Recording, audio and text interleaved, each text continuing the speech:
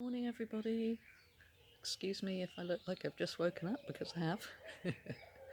I'm taking advantage of the nice quiet peaceful morning before everybody emerges.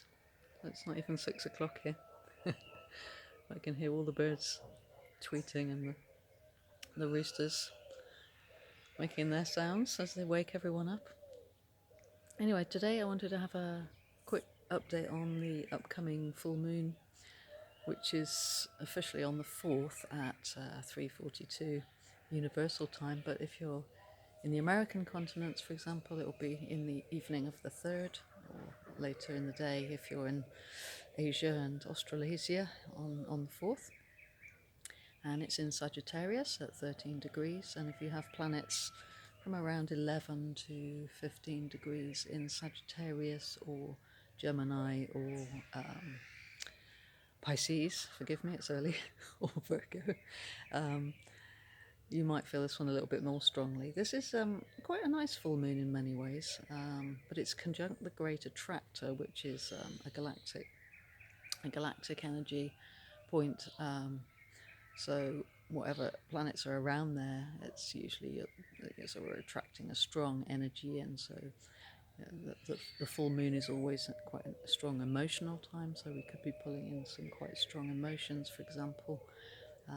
But it's also buoyed by Venus being in a harmonious aspect with its higher vibration expression, which is the planet Neptune.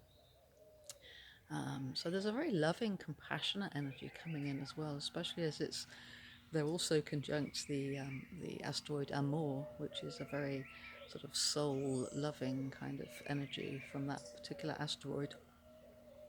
The sort of pure love, the sort of higher unconditional love and compassionate love that we have for all, is joining in with that beautiful Venus-Neptune energy.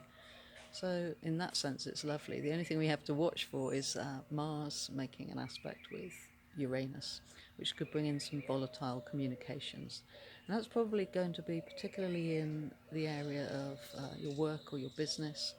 So expect some potential verbal fireworks, potentially. It's nice that it falls actually on a weekend, the full moon, so maybe a lot of people won't be at work and have to deal with business, or maybe you will, but yeah, so that's just a possibility with this full moon. But the moon doesn't particularly do fantastically well in the sign of Sagittarius. It's a fire sign. It's not a particularly compatible energy with the moon's more gentle, loving, and emotional energies. But nevertheless, this looks quite, in some ways, powerful, and we could be certainly pulling in some strong emotions. But with that loving energy and that compassionate energy around, I think it's going to be actually not too bad. But as always, take care of yourselves.